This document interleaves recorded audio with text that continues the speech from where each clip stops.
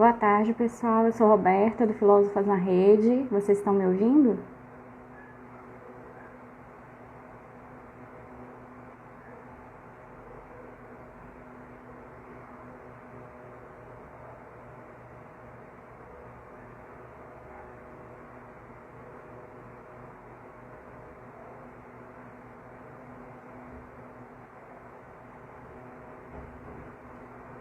Estão ouvindo direitinho?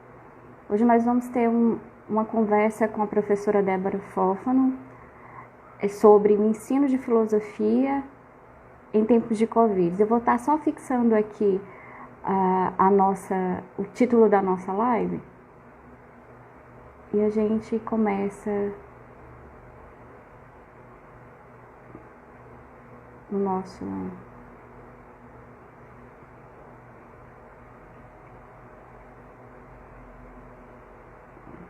Vamos lá.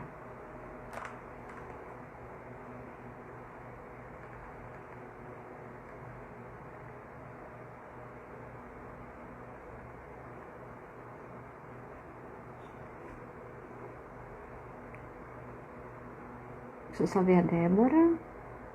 Débora já entrou aqui. Beleza.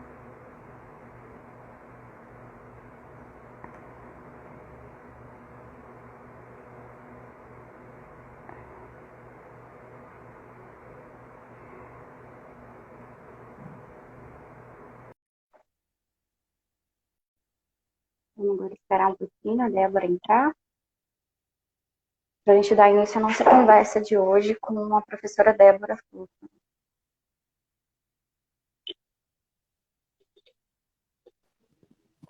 Oi, Oi. Deu certinho? Oi, Débora. Vocês estão ouvindo, boa Débora? tarde. Estão me ouvindo? Estou te ouvindo super bem, Débora. Tá. Tô só ajeitando aqui o ventilador para não ficar batendo aqui no microfone. Tá bom? Tá bom o som? E aí, turma? Vocês estão ouvindo bem? Olha. Ótimo. Então tá. Primeiro, eu queria agradecer, Débora, a sua disponibilidade por estar batendo um papo com a gente do Filósofas na Rede. Agradecer em nome das Filósofas na Rede a tua participação. E agradecer também a presença aí do público que está participando da nossa live, a todos e a todas e a todes, né, por estarem contribuindo aí e levando à frente essas discussões que o Filósofo da Rede está querendo trazer para o público, né? E hoje o nosso tema é sobre ensino de filosofia em tempos de Covid. E eu queria, antes de começar a tua exposição, Débora, eu queria que você se apresentasse, falasse um pouco sobre você, sobre sua trajetória com o ensino de filosofia, sua pesquisa, para a gente falar um pouco sobre o Fórum de Ensino de Filosofia e sobre o tema, né, da nossa live de hoje, que é justamente o ensino de filosofia em tempos de isolamento social, né? Importante a gente estar discutindo hoje o papel da filosofia ou do ensino de filosofia em tempos de Covid, né? E como esse ensino está sendo pensado, articulado e tocado, né, para frente, para poder ver como é que os professores estão pensando, como é possível ensinar filosofia em tempos de Covid. Bom, pessoal, boa tarde. Eu fico muito feliz de estar aqui, agradecendo demais o convite. Feliz do pessoal estar aí participando. E eu até falei com a Roberta ontem, vou já me apresentar, mas à medida que eu for falando, eu queria manter o diálogo, eu não vou fazer assim, uma fala muito formal, muito assim articulada no sentido filosófico da coisa. A gente acho que essa live é interessante a gente fazer mesmo um bate-papo, então à medida que vocês quiserem mandando pergunta, fique à vontade que eu vou dando uma olhadinha aqui para poder responder. Então, eu sou Débora Fofano, me formei em filosofia pela UES, fiz mestrado na UES, depois trabalhei na UES, a UES é a minha casa, eu vivo lá e participo do Fórum de Supervisores de Filosofia, um fórum que busca exatamente estabelecer bastante diálogo com essa questão do ensino de filosofia.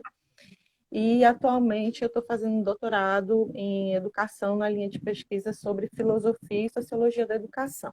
Então, os meus estudos se debruçam mesmo sobre essa questão do ensino e como é que isso vai se desenvolver no contexto da nossa vida, que hoje é tão dominada por violências, por ideologias, e é em torno da minha pesquisa sobre isso. Mas o que eu vou falar não é objetivamente sobre isso, mas sempre acaba se articulando de alguma forma. Como a gente vem falando sobre ensino de filosofia nesse fórum, as considerações que eu quero fazer são fruto desses debates que eu faço com grandes colegas no fórum, não só colegas da UES, são colegas do Brasil todo, do estado do Ceará. Ano passado a gente fez um encontro de professores de filosofia, que a Roberta foi, o pessoal todo aqui da região. Foi um evento maravilhoso, que eu acho que traz um fôlego assim para as pessoas se reconhecerem na profissão de professores de filosofia, encontrarem os seus pares, discutirem e ver que a gente está dando fruto, né? Que o que a gente está ensinando, que a gente está debatendo é de suma importância. E aí a gente já vem discutindo então sobre ensino de filosofia há bastante tempo. O fórum nasceu em 2017, mas agora a gente se encontrou nesse momento de pandemia, né? A gente se encontrou no momento de total, todo mundo muito surpreso, como é que a gente vai continuar dando conta de ensinar filosofia nesse contexto. E eu acho que isso passou assim na cabeça de todos os professores e a gente, dentro do fórum, continuou debatendo sobre isso, né? Desde o início, quando, pelo menos aqui no Ceará, a Secretaria de Educação do Estado indicou que as aulas continuassem acontecendo no modelo remoto, a gente se preocupou como é que a filosofia vai continuar debatendo e começou a discutir sobre isso. Mais recentemente, a gente começou a fazer reuniões online e se debruçar sobre essa preocupação. E, gente, foram muitos pontos de vista diversos, cada pessoa pensando coisas diferentes, a gente não consegue, assim, chegar num ponto de definição comum, que todo mundo concorda, porque é aquela velha máxima, né? A gente está caminhando nesse momento de pandemia em torno do ensino e tem que se reformular. A gente não está parando, né? Não está dando tempo da gente parar. Agora eu vou estudar, eu vou refletir, eu vou pensar, eu vou ler, para depois a gente aplicar. É a velha história de trocar o pneu do carro com o carro andando, né? Todo mundo está falando isso e com a gente da filosofia não é diferente. É importante lembrar, né, Débora, só te interrompendo um pouquinho, que você está falando do fórum. O fórum ele teve uma preocupação muito grande, justamente, isso para dizer que não é uma preocupação recente, né, que o fórum se articula com essa preocupação recente de filosofia, mas o fórum que você, né, coordena com outros professores da rede do estado aqui no Ceará, que também acontece em outros estados também, no Rio de Janeiro também já tem algumas discussões sobre ensino de filosofia, era justamente uma tentativa de articular com os professores uma certa atividade que proporcionasse o ensino de filosofia diante dos enfrentamentos que estão tendo com a nova BNCC. Né? A filosofia está tendo assim, altos ataques, e hoje, em tempos de Covid, a gente vê, né, olha a importância do ensino de filosofia, para tantas discussões que a pandemia está levantando por causa do ensino de filosofia. Mas é importante você lembrar também que esse fórum, como os diversos fóruns que estavam acontecendo com professores da educação básica, era justamente na defesa da continuidade do ensino de filosofia nas escolas e também fortalecer a formação de professores de filosofia no ensino superior, né? Que isso também não está desconectado, né? E essa preocupação que você está falando, justamente que a gente vinha numa reflexão, né, de estratégias para fortalecer o ensino de filosofia, teve que parar por conta da pandemia para poder fazer justamente esse momento de continuar a normalidade de um ensino de filosofia nesse tempo de pandemia, né? E isso é legal você estar falando isso. Só para situar um pouco aqui o pessoal, né? Sim, é porque são muitas informações, né? O fórum, ele é uma rede de apoio também, né? Porque a gente tem os colegas do interior e a gente não pode se isolar da discussão que outras pessoas estão fazendo, porque hoje a gente estava até mais cedo aqui numa reunião refletindo algumas coisas que a filosofia só foi ser obrigatória a partir de 2008, né? Que a educação básica teve que implementar a filosofia. Então, a gente não tem uma prática antiga de muitos professores, consolidada, de tipo, é assim que se ensina filosofia. E isso reflete também na maneira com que os licenciandos vêm se formando, porque eles não aprendem na universidade a como dar aula para o ensino básico. E isso é uma dificuldade que vários cursos de licenciatura enfrentam pelo Brasil inteiro. Quando eu fui à Ampof nas últimas edições, que tem ali a vertente da Ampof do ensino médio, a gente sempre debate sobre isso. Os professores dos IFs, né, que tem essa dupla função de dar aula no ensino superior e na educação básica, ponderando quais são as diferenças. Então, o ensino de filosofia, como uma preocupação, é relativamente nova, né? A gente está nessa seara aí há 12 anos e está tendo que estabelecer com os colegas como proceder isso. Claro que tem grandes pioneiros aí no Brasil que já falavam sobre esse ensino, né, que são o nosso referencial teórico e tudo mais. Mas, assim, a gente quis encontrar o professor do chão da escola para a gente debater o que você anda fazendo, conta para a gente. Então, durante os eventos, durante os encontros, é a oportunidade da gente trocar essas informações que, assim, fortalecem as práticas de todo mundo. Todo mundo vai se ajudando, né? É uma pena, e também vale salientar que o PIBID tenha perdido muito nas ciências humanas. Várias universidades deixaram de ter de iniciação à docência. A gente na UF perdeu, eu era supervisora do PIBID e deixou de ter. E a gente sabe que com esses ataques que o governo está fazendo às ciências humanas, a tendência é cada vez menos ter bolsa de iniciação à docência, e nesse momento agora a gente se encontra particularmente fragilizado, o ensino de filosofia, pela problemática da distância, né? A gente tem discutido isso muitas vezes no fórum, que o medo, né, um receio, e tem que ser passível de crítica esse ensino à distância, porque ele pode fortalecer que a filosofia é possível à distância. A ideia de Essa é que outra essa grande pode ser discussão. uma prática ostensiva, né? Olha, dá certo dar aula à distância e tal. Eu não estou dizendo que não dá certo, não estou dizendo que Uhum. não dá certo. Mas a primeira crítica aqui que é preciso a gente apresentar é que nessa época de isolamento social, o que a gente está fazendo não é ensino à distância. Porque o ensino à distância ele exige uma plataforma própria, um planejamento próprio, uma educação para a educação à distância, né? Que a gente sabe que a maioria dos alunos e dos professores da rede regular não estão preparados. Então, a gente tem até, inclusive, usado outros termos, como ensino remoto, né? Ensino Uhum. remoto, estudos domiciliares, porque essa prática de educação à distância não é o que está acontecendo. A educação à distância ela é um processo muito sério que pode dar muito certo se tiver muito planejamento. E não é o que está acontecendo agora. Agora a gente está fazendo o que dá, né? Está correndo atrás e tentando dar filosofia Uhum. e se preocupar, que eu acho que era esse o ponto que eu ia falar, na medida que a preocupação filosófica, nesse momento, não diz respeito tanto ao conteúdo, mas ao momento que a gente está vivendo.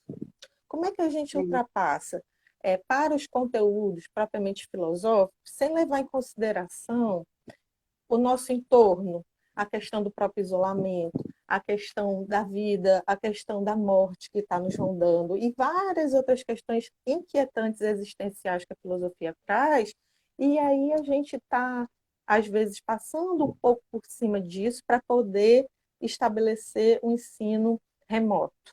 Essa é uma preocupação assim que pelo menos a minha aflige, Uhum. e que tem sido de grande debate, que a gente está debruçado sobre isso, e que eu queria então também jogar aí para vocês, né, perguntando, nesse momento de pandemia, a nossa prioridade é cuidar de uma reflexão filosófica sobre o nosso momento, ou a gente vai continuar dando os conteúdos e claro, né, que esses conteúdos tradicionais da filosofia também vão nos remeter à nossa vida. O que Uhum. vocês acham aí? Tem uma galera vendo. O que é mais importante nesse momento, né? Como é que a gente pode exigir do nosso aluno que ele esteja à frente de um computador, assistindo aulas à distância, sendo que a preocupação dele é ter um computador, porque tem muitos alunos que nem têm, né? Ele não tem É, nem o acesso. isso é uma Né? grande preocupação para a gente nesse momento também, porque assim, eu acho que a gente está tentando, com esses ensinos remotos, trabalhar de uma forma, né, em que a imagem do professor, a fala do professor, o conteúdo do professor chegue aos nossos alunos. A gente está um pouco nessa tensão de redução de danos, né? Isso a gente conversando aqui em casa também. O Tiago, que é professor, chama essa atenção. A gente, nesse momento, me parece que a nossa preocupação é reduzir danos, né? O tempo de anos letivos, como é que a gente vai fazer para recuperar isso, a nossa carga horária, os nossos conteúdos, e fica também uma reflexão para a gente, né? Qual é o nosso papel nesse momento? É informação ou é formação? Né? A gente se preocupa muito na filosofia, principalmente com essa ideia de formação, formação dos nossos alunos, e como é que a gente compreende isso de formação? É uma formação que valoriza apenas conteúdos ou como é que a gente está trabalhando realmente o ensino de filosofia? Isso não só, eu falo aqui na educação básica, mas também no ensino superior, porque é importante a gente também colocar a nossa realidade como um objeto de estudo, né? Como um objeto que tem que estar sempre martelando quando estamos elaborando um pensamento filosófico. E esse que você falou é seríssimo. As condições que a gente vive, né? Que vão determinar o que a gente vai aprender ou não. E outra, a gente tem que levar em conta que o professor de filosofia ele é um trabalhador.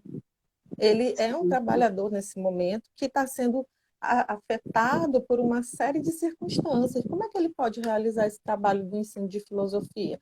Então, essa particularidade, inclusive, do trabalhador, nem é só da filosofia, diz respeito a todos os professores, né? Como é que ele vai conseguir colocar as reflexões dele diante a distância, primeiro, que ele tem que vencer essa barreira, ele tem que vencer a barreira estrutural, isso quando que ele vença, como é que ele reelabora o seu conteúdo se ele não recebeu nem formação para isso?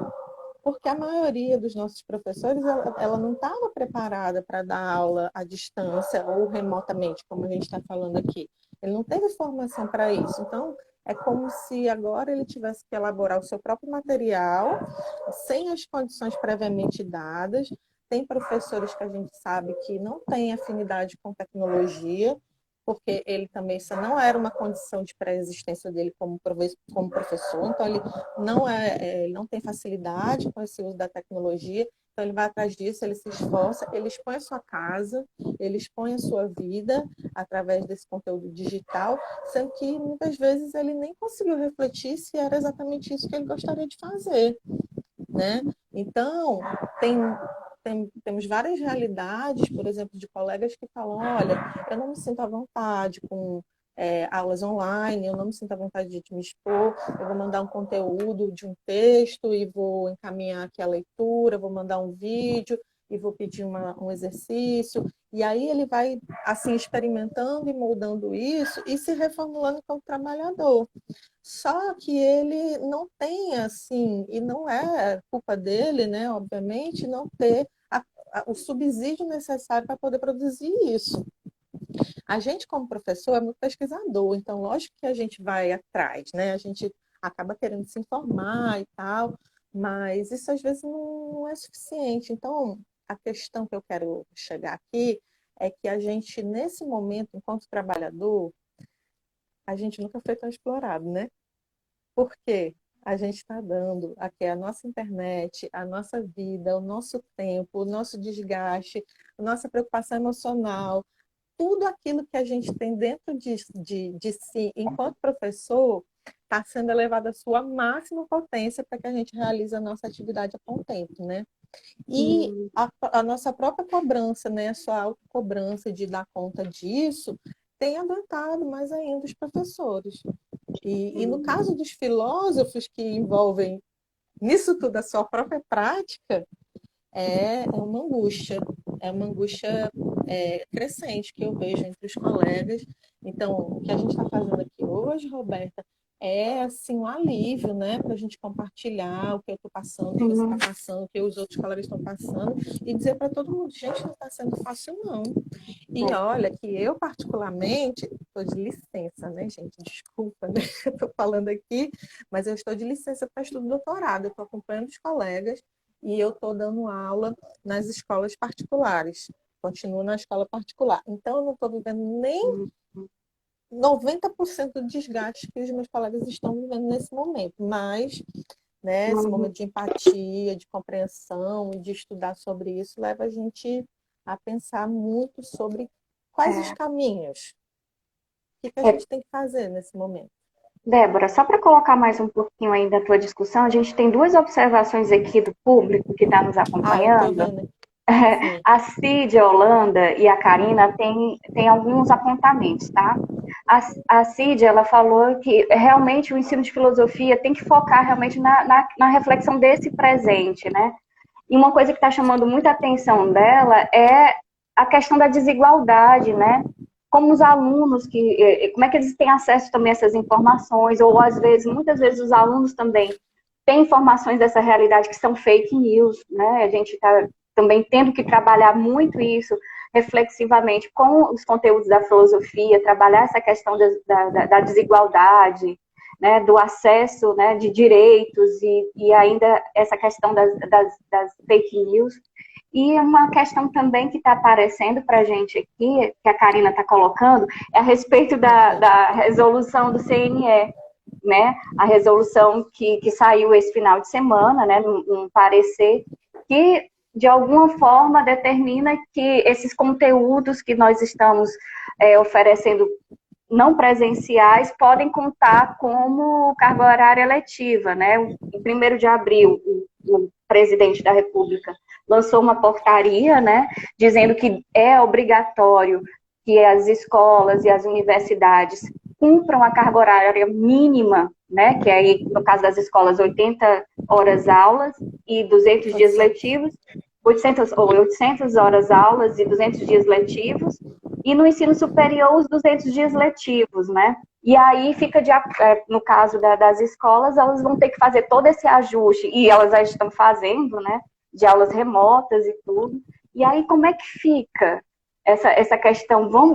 Vai se transformar esses conteúdos à distância, que são aulas, né, a EAD à distância, em conteúdos, em dias letivos? Vão se transformar realmente esse formato de ensino algo que vai contar agora para frente como carga horária e tudo? Como é que você pensa isso?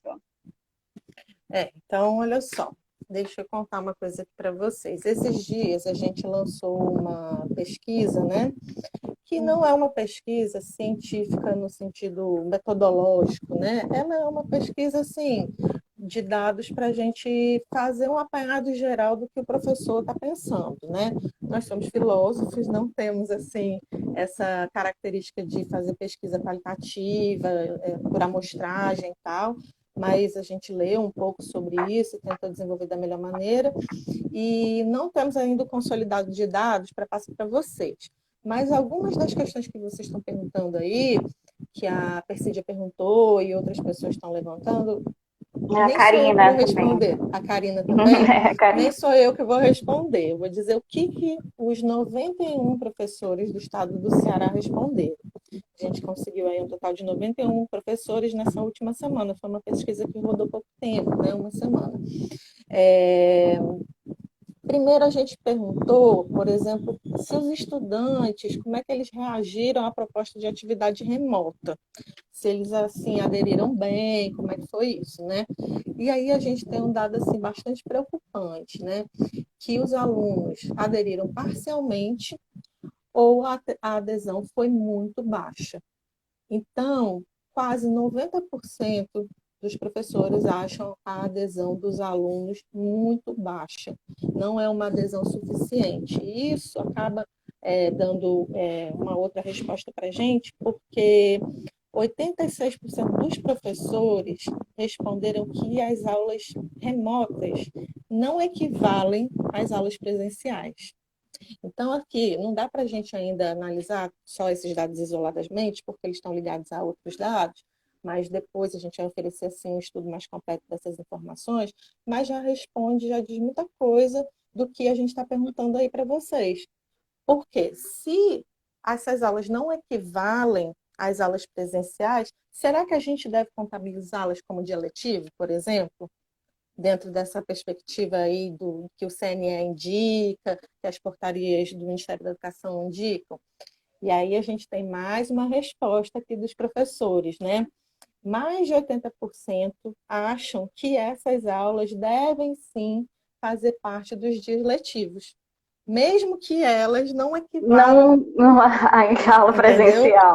A aula presencial. Então, como é que a gente vai chegar a essa contabilidade aí? Como é que a gente vai descobrir quanto que a gente ensinou realmente foi capaz de chegar a esses alunos, se a gente sabe que tem uma desigualdade social muito grande, que a gente sabe que a gente não consegue chegar realmente a todos os alunos, e que mesmo que chegue, e aí é um outro dado importante que a gente traz aqui, que mesmo quando esse acesso aos alunos chegam remotamente, que a gente sabe que não é a todos, elas ficam num ponto de vista regular. Então, ó, aqui os professores responderam que cerca de 80% é entre insatisfatório e irregular o aproveitamento. Deixa eu te Então, só perguntar uma coisa, Débora. Aí você está tocando aí nessa questão dos professores não reconhecerem o ensino à distância como uma aula presencial, como conteúdo. A Gisele Seco, eu acho que esse é o nome da professora. eu conheço a Gisele, Pois lá do é, Rio né? Eu Grande do também Sul. conheço isso, né? Ela está perguntando aqui, isso cabe para essa pergunta e para o teu questionário.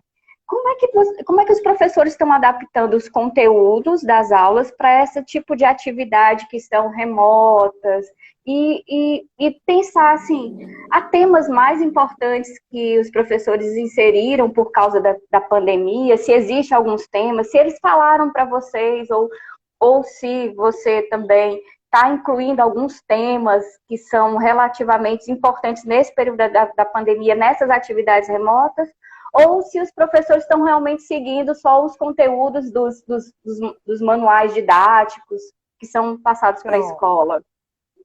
A gente fez uma pergunta exatamente nesse sentido. A gente perguntou o que o professor considera importante ensinar nesse momento, né? E aí, 75% dos professores responderam que, nesse momento, é muito importante flexibilizar o conteúdo diante da demanda apresentada pelos alunos.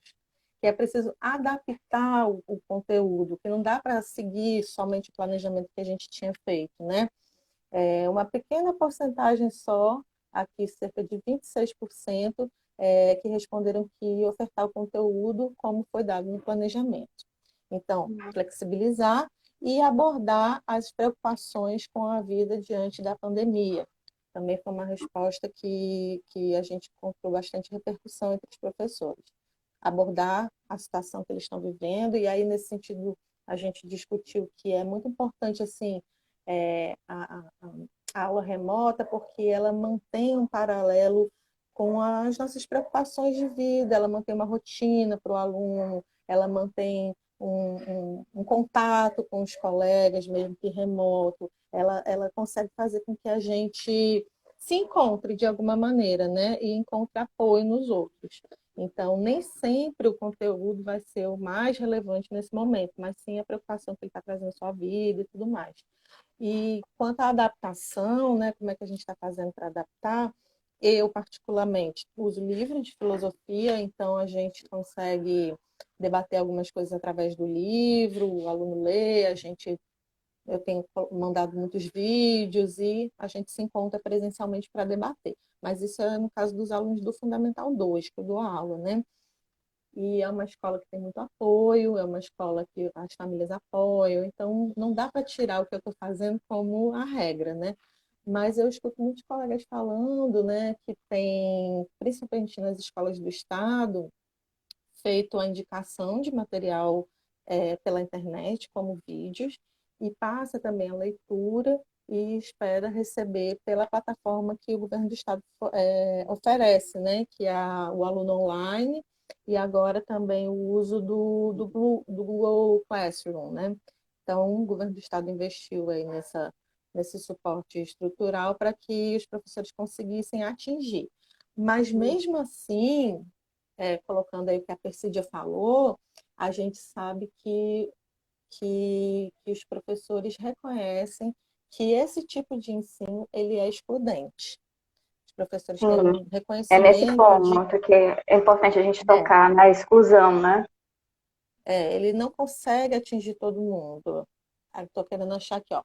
86% dos professores conseguem entender que o ensino à distância, remoto, essa modalidade aí, né, é excludente, pois nem todos os estudantes têm acesso ao conteúdo disponibilizado nas redes sociais. E mesmo quando, e aí aqui é o que eu penso, né, sobre a questão, óbvio, e mesmo que ele tenha acesso, ele não consegue ter ainda, né, a formação necessária para fazer o uso do que está sendo passado a ele, né? É, Do que está e sendo aplicado para ele. isso é uma questão que surgiu aqui hoje, é interessante a gente pensar. A gente está com uma preocupação muito grande com, assim, aqueles alunos que têm acesso e os que não têm realmente acesso. A gente sabe que o processo de formação de aprendizagem ele é muito complexo e o aluno pode, por exemplo, ter acesso ao manual, acesso à internet, aos vídeos, pais, professores, e mesmo assim a forma como ele aprende ou como ele apreende os conteúdos ou algum processo de aprendizagem dele acontece no âmbito da escola, com a figura do professor, com o contato com os alunos. E a gente também está preocupado com esses alunos que realmente não têm acesso, né, ao ensino remoto, em qualquer instância, né, ou por correspondência, como o pessoal estava falando, né, de fazer isso, eu fico assim, muito preocupada, não vou fazer, meu Deus, ensino por correspondência, ou então via internet, né? Esses alunos, às vezes, são bons alunos que não têm acesso a esse tipo de tecnologia, como a internet, no acesso à internet, mas também ele vai estar excluído desse processo de formação, né, e de aprendizagem. Ele pode ter uma aprendizagem muito boa, a gente pode mandar para ele conteúdo, chegar na casa dele, ele pode ir na escola pegar o conteúdo, mas mesmo assim, ele vai estar longe do processo de formação, né, que a gente pensa que é o lugar da sala de aula, contato com os colegas, professores. Mas também tem uma coisa que muito nos preocupa, que eu vou tornar aqui a pergunta da Karina, né? Como a gente deve agir enquanto professor, enquanto formador, diante dessa resolução do CNE que obriga, né, praticamente determina, né, a gente fala determina, mas obriga que esse tipo de atividade dos conteúdos via internet, via educação à distância, né, a gente chama de EAD, mas isso não é um nome certo a ser colocado, porque a educação à distância realmente tem uma outra configuração. Como é que a gente enfrenta isso, Débora? Como é que, enquanto professor, enquanto classe, né? A gente fala de classe porque a gente pode fazer, assim, a gente está vendo que os resultados das pesquisas estão mostrando que os professores não se sentem à vontade, não se reconhecem, não reconhecem esse processo de formação, mas o que a gente pode fazer diante disso? Né? Diante dessa resolução que vale como dia letivo, sabe? A ideia que eu penso assim, a gente está deixando as coisas passarem, está naturalizando esse processo de formação e a gente tá tudo bem. O importante é Não, reduzir danos. redução de danos, né? Mas acho que a questão é que a gente não teve tempo assim de se perguntar o que eu quero diante dessa educação, o que eu quero fazer diante desse momento. Eu fico aqui na minha particularidade pensando o que eu acho para esse momento e assim é muito confuso porque uma hora eu estou convencida de que o melhor era paralisar todas as atividades e a gente ir cuidar da nossa vida, de ficar bem, de oferecer suporte somente psicológico, suporte social. Eu já estou plenamente convencida disso. Mas aí vem as cobranças da sociedade, e Sim, aí sim, vem sim. a demanda dos alunos, porque tem alguns que estão acompanhando esse processo. A gente vai poder deixar ele à deriva? O Enem está aí, gente, o governo fazendo propaganda, se inscreva no Enem, está uma loucura. Então, tem essa demanda. O que, que a gente pode fazer diante disso? Eu acho que é uma resposta primeiramente pessoal, mas que nesse momento a gente tem que encontrar suporte nos outros. E como a gente é um grupo, por exemplo, o Fórum de Supervisores, a gente está estudando muito, debatendo muito, para talvez, assim, é, dar algum encaminhamento, mas a gente não chegou ainda a dar esse encaminhamento, a poder dizer, olha, gente, a orientação do fórum é essa. A gente está ainda em muito debate. Mas aqui na nossa pesquisa, a gente tem um grande grupo que acha que as atividades devem continuar enquanto aulas remotas. Elas devem continuar da maneira que estão, apesar de nós reconhecermos que isso não vale na sua totalidade, não equivale, né, às aulas presenciais. Ainda assim, grande parte dos professores acha que deve continuar. Depois a gente vai apresentar isso mais detalhadamente. Eu acho que essa ideia de que deve continuar, ela tem duas vertentes. Uma da preocupação com a educação, que é a nossa preocupação, mas também uma outra preocupação enquanto trabalhador, porque o professor ele tem medo de perder o seu emprego, né? E Sim. essa é uma preocupação muito legítima. Então, a gente pensar que também não deve haver ensino à distância, porque ele não é o suficiente para dar conta do aluno, a gente está abrindo mão de exercer um papel social muito importante, que é o da educação. Antes desse período da pandemia, a gente estava discutindo, por exemplo, a história dos ensinos domiciliares. Como é que pode o Brasil querer adotar ensino domiciliar? Porque a gente entende que a escola é o espaço do aluno, desde a primeira infância, encontrar o contraditório, encontrar a diversidade, se sociabilizar. Muito mais, a escola na primeira infância, gente, ela é entendida muito mais como um espaço de sociabilidade do que propriamente um espaço de aprendizagem de conteúdo estritamente, né? E aí, pensando nisso, eu acho que mesmo remotamente, nesse momento, a gente deve recuperar essa ideia de que a escola virtual que nós estamos propondo agora é um espaço de sociabilidade, muito mais do que conteúdos estritamente, né? A gente tem que oferecer os conteúdos na medida do possível, não tem como a gente exigir dos alunos que eles sejam produtivos nesse momento, né? E nem exigir Apesar dos professores também, né? Também a gente está pensando também, nisso, né? assim, só que a gente está sendo cobrado por isso, né? Não só pelas instituições de ensino, mas pela sociedade também, que, principalmente no caso da gente no ensino médio, que se esse Enem não for adiado, como é que a gente vai se furtar a dar os conteúdos? Então, assim, na minha visão, a gente está num momento de muitas contradições. A gente está num momento assim que tudo que a gente propõe tem uma contramão também, né? Ao Sim. mesmo tempo que a gente oferece algo, algo está retornando. A gente está assim, numa via de mão dupla muito grande, sem conseguir fechar uma posição, né? Porque tudo que a gente pode pensar a respeito desse momento tem duas opções, três opções, 10 opções, e a gente não sabe qual é a mais coerente, vamos dizer assim, né? E porque também Eu acho essas decisões vão ter reflexos no futuro, né? A gente também não pode pensar que já vem um projeto aí de desmonte, principalmente da educação pública, que a gente sabe, esse projeto que está sendo assinado com essa BNCC, né? Principalmente para a gente da filosofia, que tem uma luta a travar sempre pensando nesse aspecto da BNCC, né? Os cursos superiores também estão sofrendo bastante com a BNCC, porque eles também vão ter que se adequar à BNCC, principalmente os cursos de licenciatura.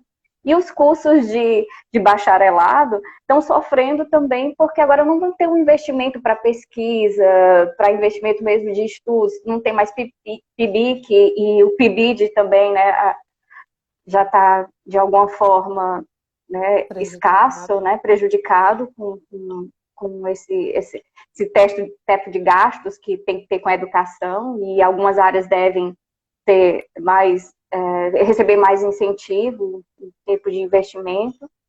E isso preocupa porque a gente está tomando atitudes que isso vai refletir bastante no futuro. Eu sei que a gente está pensando no presente, a nossa realidade é essa, a gente tem que estar preocupado com o ensino, com os alunos. Isso tem que entrar, mas a gente também tem que colocar nesse bolo esse projeto de desmonte que está tendo na educação básica pública e na superior também, e levar em consideração aqui o que Eva Mourão, né? Eva Mourão está falando, que cada realidade é uma realidade. A gente está pensando nesse ensino remoto, nesses alunos que têm, principalmente assim, em lugares que possivelmente tem internet, mas na zona rural que isso não chega, Ela né? colocou isso, ela Isso colocou a a questão. gente tem que pensar também, isso tem que colocar todo mundo, antes de pensar no que nós vamos fazer, a gente deveria juntar um bocado de coisa e colocar na discussão, sabe? Por Para exemplo, com quem, como é que a relação a gente fazer, né? essa questão das zonas rurais e de quem não tem acesso à internet, a TVC, que é a TV pública aqui do Ceará, ela está disponibilizando aulas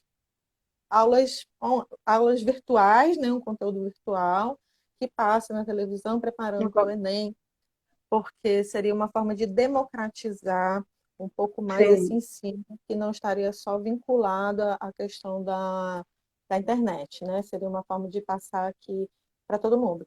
E aí, quando a gente olha, a gente pensa assim, nossa, isso é uma forma de democratizar de fato. Mas, gente, parece que a gente está voltando assim para os anos 80, né? Quando Sim, anos tinha. 90. Eu estudei pela TV no estado do Ceará. Pois é, aí parece que a gente estava voltando para essa prática, né? E isso preocupa mais uma vez, porque a gente fica pensando, nossa, a gente lutou tanto para que a filosofia entrasse como uma disciplina obrigatória, e com as reformas da BNCC, e não tem mais disciplinas. Aqui no Ceará a gente continua lutando e a filosofia vai permanecer, mas a gente fica muito preocupado desses conteúdos digitais que são algo extraordinário hoje, a gente não está dispensando ele, venha de alguma forma substituir a gente enquanto o professor que está presente na sala de aula, né? Enquanto trabalhador, né? Enquanto trabalhador, enquanto aquele. E assim, gente, o professor de filosofia, na sua prática, ele é aquele cara que está com o aluno, ele está ali ouvindo quais são as questões do aluno, ele, em geral, né, não posso estender isso para todo mundo, ultrapassa a sala de aula, ele está no dia a dia da escola, conversando, merendando, às vezes até tocando violão com os alunos, ele está ali, é um contato direto que agora, né, se esvaziou, mas quando o aluno ainda tem aquele professor como a referência de quem faz isso, ele continua procurando o professor. Eu estava super feliz aqui vendo que tem ex-aluno meu assistindo a live dizendo, professora, que saudade e tal. E nesse tempo, alguns alunos aqui nessa época já de isolamento me procuraram, perguntando coisas e falando, poxa, sinto a falta do nosso contato e tal. Então, como é que a gente vai substituir esse vínculo que a escola oferece por conteúdo digital? Como é que a gente vai substituir essa interação entre pessoas por uma interação com uma tela? A gente está substituindo nesse momento de Covid porque é a necessidade, né? A gente está aqui, né, nesse formato. Mas será que isso não pode, é a preocupação, né, de virar essa prática ostensiva, né? A Eva tá lembrando aqui do telecurso, né? E a Sim. gente como é que a gente vai substituir essa ideia? Não tem como, né? Essa interação, ela não pode se desfazer no ar, né? Não é assim. E me diz uma coisa, tem uma pergunta aqui que também está surgindo, que eu também estou acompanhando aqui, Débora. Falando, eu não vi, eu não consegui ver. Cris, É, um beijo. é Cristiane Marinho, né? Ela está perguntando assim, como é que os professores estão trabalhando filosoficamente os conteúdos da Covid, se eles estão te reportando, ou como você também está trabalhando essas questões. Como eu trabalho com o ensino fundamental, a gente tem muito cuidado, porque é uma coisa assim que é para mim, né? Eles já estão muito saturados de falar desse assunto, né? Ainda mais quando na, na, os adolescentes, né? Eles estão bastante saturados de falar sobre isso. Então, eu vou mais falando sobre as questões de relacionamentos, de vida, questões éticas, abordando por outras áreas. Alguns colegas meus do ensino superior e também do ensino médio estão falando muito sobre a abordagem socioemocional, de como psicicamente eles estão lidando com o isolamento, fazendo reflexões lá que remetem a Hobbes, a Locke, a Rousseau, falando sobre a necessidade da gente viver em sociedade, trazendo as reflexões sobre os impactos econômicos e colocando bastante essa questão da exploração, do neoliberalismo e falando de questões bastante atuais que vão linkando o problema da doença com ideologias, com é, exploração e essas coisas assim. Foi isso que eu ouvi alguns colegas falando, mas eu acho que vai muito da sensibilidade do professor, né, de perceber o que aquele aluno está precisando e tudo mais. Vocês estão Tem mais alguma... maravilhosas, a Paula. Tem mais algumas perguntas aí? Deixa eu ver aqui se está aparecendo. O Que pessoal horas tá... são? Como é que está nosso tempo aqui? Ah, tá, tem 10 A gente já minutinhos. está com um tempinho, a gente tem uns 13 minutinhos para terminar a live. E se você quiser Uhum. falar só um pouquinho mais sobre os enfrentamentos que o fórum está pensando, as ações que o fórum, né, de professores do Ceará, né, no caso especificamente do Ceará, estão Uhum. elaborando para esse momento, né, de isolamento, o que vocês estão falando? Pronto. Como tem essa resolução do CNE e como o governo do estado está colocando na prática, o ensino, né, deve continuar, a gente não pode parar, não temos escolha, né? A gente tem que ser produtivo nesse momento. Apesar de alguns colegas dentro do fórum a gente debater que talvez fosse o momento de parar, né, de ter férias, de pelo menos dar tempo da gente refletir. O que a gente viu na prática acontecer foram dois movimentos. Um, o governo do estado, que é o que complementa grande parte da rede, né, a rede de ensino básico do ensino médio no Ceará, 80% é sustentado 80%. pela rede estadual, não parou em nenhum momento. Desde o dia 17 de março, estão em atividades remotas. Não pararam.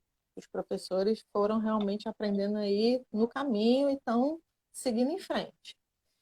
Já nas escolas particulares, aqui em Fortaleza, a gente sabe que muitas pararam durante um determinado período, elas colocaram férias, né? Por exemplo, aconteceu férias em abril em algumas escolas e agora outras escolas estão entrando de férias agora em maio. Então, essas escolas, elas têm o suporte, primeiro, estrutural, elas usam plataformas, né, como o Sim, site, como a Moderna, são plataformas digitais que têm acesso. Essas famílias têm estrutura física, no sentido de ter computador, de ter internet, e um apoio da família. espaço, né? E um espaço para a criança também, para o aluno, Exato. né? E eu digo assim, apoio da família, porque a família está lá, pegando o menino, botando na frente do computador, dizendo que está na hora da sua aula, agora você vai ficar aí e vai estudar. Porque em outras condições, sem apoio da família, não é possível, porque o estudante da educação básica não tem tanta autonomia assim, né, para poder Sim. enfrentar, por exemplo, um curso de EAD. No ensino médio ele já tem um pouquinho mais, só que a gente conhece os nossos alunos, né? A gente sabe de todo o potencial que eles têm, inclusive para enrolar. Então, a gente tem que reconhecer o limite disso. Então, o professor que teve condição de se preparar da escola particular, ele está oferecendo um conteúdo que até a Ana Karina está falando aqui, gravar a aula e repassá-la e tal, que é uma discussão que eu tive, inclusive na escola onde eu trabalho, não foi uma discussão árdua, que o pessoal entendeu rapidamente, mas falando sobre a questão de que gravar a aula, gente, a gente está entrando dentro da casa dos outros, com os nossos conteúdos que são altamente politizados, no melhor sentido da coisa, mas a gente não sabe o que está encontrando dentro dessas casas, porque a gente Sim, não está mais lidando somente com o aluno, né? A gente está sim, lidando com sim, a sim, família toda. Eu vejo sim. casos de estar, eu estou às vezes dando aula para a família toda, né? O pessoal está ali Hum, assistindo, tem pai e mãe que até participa também, ótimo. Então, a gente está se expondo, e será que a gente tem o preparo necessário para lidar com essa exposição? Porque a é. gente pode ser, inclusive, é, mal interpretado naquilo que a gente está falando e pagar um preço caro por isso, de certa maneira, né? Porque essa onda aí de ideologias e de A escola sem escola sem partido partida, né? vai levar. O Paulo entrou aqui numa discussão, o Débora, que o que preocupa também ele é a ideia de produzir esses conteúdos que exigem um certo trato, né? Essas aulas que você está falando, a gente está entrando na casa das pessoas. O que as pessoas querem, às vezes, é um modo de produção de uma aula midiática, né? Ah, E assim, aí o professor, ele também, nesse momento, no caso, se ele não tivesse suporte que a escola privada dá para ele, né? Que é um recurso de plataforma, alguém que vai editar vídeo, alguém que, de alguma forma, prepare o conteúdo para que chegue, né, para que ele vá lá e comece a falar da aula, ele está se expondo bastante, né? Então, assim, não, e é outra, até preocupante, é um outro modo de produção de aula, né? e o que a gente falou anteriormente, a exploração, porque agora ele não é mais só professor. Ele tem que ser youtuber, ele tem que ser roteirista, ele tem que ser editor, ele tem que ser programador, ele tem que fazer uma série de trabalhos o qual a gente não foi preparado, né? E isso a gente perde muito tempo. Eu já tentei gravar alguns vídeos, vídeos curtos. A gente tem um trabalho imenso para fazer isso, até porque eu, particularmente, tenho muita preocupação em que eu estou falando ficar gravado. E isso depois contra mim, tá entendendo?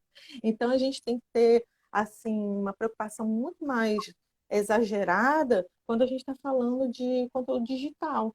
E não é uma preocupação qualquer, né? É o E trabalho essa que nós aula, temos exatamente por isso. e essa aula que a gente está produzindo nesse conteúdo, nesse sistema de aulas remotas, isso é um conteúdo oficial. Né? A gente está como se dissesse assim, olha, ali oficialmente é aquele conteúdo que está sendo repassado para os alunos e aquela figura do professor está ali e ele está exposto, né? É, Os professores do Estado, eles estão fazendo assim uma espécie de relatório, né, de planejamento em planilhas, que eles têm que colocar o conteúdo que eles deram para, vamos dizer assim, checagem, validar, né? uma Isso também é uma checagem checagem. para mandar para a coordenação para poder valer como aula é, remota, mas que vai contar os 200 dias letivos, né? E assim, gente, a a minha impressão particular, né? Isso aí não é impressão do grupo nem nada, é uma impressão particular. É uma impressão triste de que assim há uma espécie de farsa, né? Que está sendo encenada, porque por mais que os professores estejam se esforçando, e aí entra todo aquele perfil do professor heróico, né, que se doa, que tira o dinheiro do seu bolso para trabalhar, não sei o quê, ele vai lá, faz isso tudo, o que, assim, a meu ver, não é exatamente louvável, porque a gente precisa entender que a gente está trabalhando, né, e que a gente está sendo explorado como trabalhador, e aí e ele sabe que, e muitas vezes, esse conteúdo não está chegando no aluno.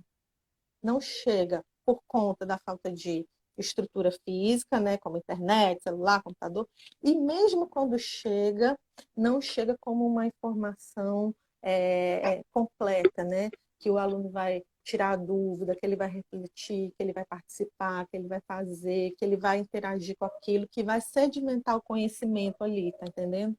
Então, Por que que a gente insiste nisso? Que pacto é esse que a gente está fazendo em torno da educação, né? A gente está dando suporte para uma coisa acontecer, para ela ter uma validade formal, enquanto, na verdade, o que a gente está fazendo é preenchendo o tempo, né? Dando, oferecendo aqui a nossa presença, oferecendo aquilo que a gente tem, talvez de mais precioso. Então, por que que a gente precisa ensinar essa coisa de um ensino que não está sendo de todo É, aproveitado? Está entendendo a questão que eu estou trazendo? Que não está sendo o suficiente, que não está sendo, como é que eu vou dizer, um conteúdo relevante, né, para ele. Eu não quero colocar aqui como farsa num sentido tão pesado, mas há uma encenação nesse sentido, né? Da gente ser produtivo, da gente fazer acontecer, da gente falar, da gente estar ali presencialmente, porque eu quero pagar as minhas horas e receber meu salário, né? Tem esse formato dessa, dessa exploração psíquica, emocional, como o pessoal está colocando aqui, é, fingindo ali, colocando as planilhas, o Google Classroom, cumprindo aqui agora um trabalho que, não, que virou um trabalho burocrático, mais um trabalho burocrático, né? do que propriamente um trabalho de formação, né? Débora, a gente está Exatamente. caminhando aqui para o finalzinho, né? E eu queria, antes Sim. de tudo, te agradecer em nome do Filósofas na Rede pela participação, né? E esse tema realmente é um tema que é inesgotável, a gente tem muito ainda que discutir, está sendo discutido nas reuniões entre professores, nos fóruns, em casa também, enquanto, né, pessoas que estão preocupadas com a educação. E eu queria muito deixar aqui um convite aí para o pessoal acompanhar também os desdobramentos dessa pesquisa que está sendo feita aqui no estado do Ceará pelos professores de filosofia e também levantar a bandeira que a gente precisa estar junto, os professores de filosofia, os professores da área de humanidades, para estar fortalecendo essas disciplinas, porque quando esse isolamento acabar, aí é que nós precisamos estar mais unidos e mais fortes na defesa das nossas disciplinas enquanto disciplinas obrigatórias na educação básica. E só assim a gente também consegue fazer uma ponte também de fortalecimento da filosofia no ensino superior. Então, Débora, Perfeito. muitíssimo obrigada. Eu Muitíssimo só queria obrigada. assim, colocar uma preocupação que a educação ela está inserida dentro desse nosso contexto nacional, né? Desse contexto do momento trágico que a gente vive no momento político do Brasil. Essas duas coisas estão caminhando lado a lado. Falta uma coordenação, né? É como se a gente não tivesse assim uma aprendizagem significativa, porque não tem política pública na área de educação, gente. Essa criatura que está lá no Ministério da Educação não tem assim coordenação nenhuma, é o Ministério da descoordenação da educação, né? Então, nada disso que acontece na educação nesse momento é por acaso. A gente poderia estar em outro contexto do momento da pandemia com relação à educação. Essa coisa que está acontecendo no Brasil agora, esse fascista, né, esse fascínio, essa pessoa repugnante que está aí no governo, ela faz com que a gente se preocupe mais ainda com a educação, a gente se sente ainda mais comprometido com a questão da educação para não ser vencido, né, por esse momento trágico do que a gente está passando aqui com esse Bolsonaro, né?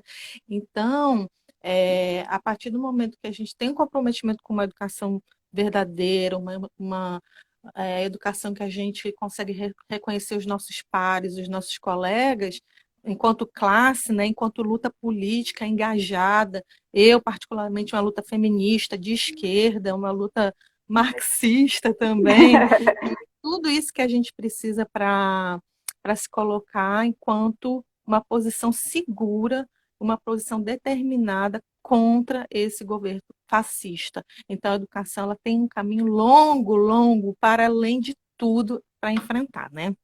Esse momento. Acho que já já desligam a gente, né? A gente tem que Isso. terminar. Pois, querida, um beijo, obrigada aí. E fiquem atentos aí Filósofas na Rede tem mais lives aí para acontecer, tá, pessoal? Boa tarde, fiquem em casa e um abraço a todos. Beijo, gente. Tchau, Beijo. tchau.